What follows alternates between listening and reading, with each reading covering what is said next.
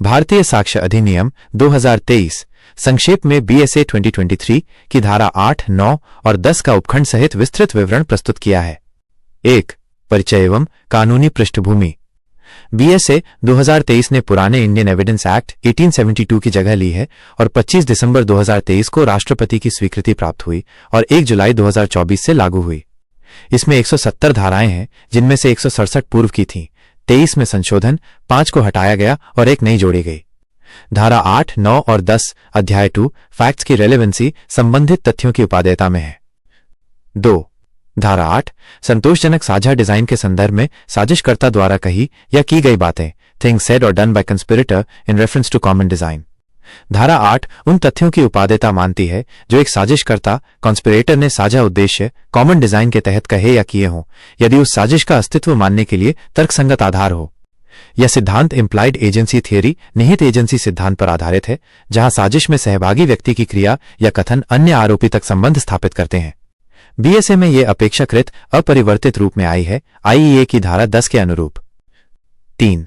धारा 9 जब अन्यथा उपादेय नहीं तथ्य प्रासंगिक बन जाए, when facts not otherwise relevant become relevant। धारा 9 उन तथ्यों को स्वीकार करती है जो स्वाभाविक रूप से प्रासंगिक नहीं लेकिन विशेष परिस्थितियों में प्रासंगिक हो जाते हैं, जैसा कि 1. यदि वे किसी तथ्य इन इश्यू या प्रासंगिक तथ्य के साथ असंगत हों, या 2. स्वयं या अन्य तथ्यों के साथ मिलकर मूल तथ्य की उपस्थिति को अधिक संभावित या गैर उपस्थिति को अप्रासंगिक बना दे। उदाहरण, एलिबी। यदि अपराध की समयावधि में आरोपी कहीं और था, जैसे अपराध चेन्नई में हुआ पर आरोपी लद्दाख में था, तो ये तथ्य उस अपराध में उसकी भागीदारी को काफी कम संभावित बना देता है, इसलिए वो प्रासंगिक हो जाता है। ये नियम पीड़ा का बोझ बदलते हैं। अक्यूज्ड आरोपी को एलिबी प्रस्तुत करना होता है और प्रोसिक्यूशन को उसकी उपस्थिति सिद्ध करनी होती है, लेकिन धारा 9 इसे न्यायपूर्ण तरीके से संभालती है और विरोधाभासी या असंगत तथ्यों को भी न्यायालय द्वारा स्वीकार्य बनाती है। 4.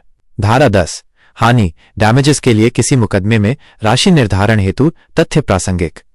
धारा 10 विशिष्ट रूप से नुकसान डैमेजेस के निर्धारण में सहायक तथ्यों को प्रासंगिक मानती है, भले वे सीधे कॉज ऑफ एक्शन कार्यवाही का कारण से संबंधित न हो। इसका उद्देश्य यह सुनिश्चित करना है कि राशि सही, उचित एवं तथ्यात्मक हो, न कि अटकलों या भावनाओं पर आधारित। उदाहरण, चिकित्सा व्यय, भविष्य का आय का नुकसान, पर्सनल इंजरी केसेस, व्यापार को हुए नुकसान, अनुबंध उल्लंघन के परिणाम, ब्रीच ऑफ कॉन्ट्रैक्ट, संपत्ति के नुकसान, बदनामी आदि, टॉर्ट केसेस। अदालत इन तथ्यों को शामिल कर सकती है। फॉर इंस्टेंस, बैंक स्टेटमेंट, नौकरी से संबंधित दस्तावेज, मेडिकल बिल, तस्वीरें, रिपोर्ट्स आदि, जो नुकसान के मूल्यांकन को आधारित बनाते हैं।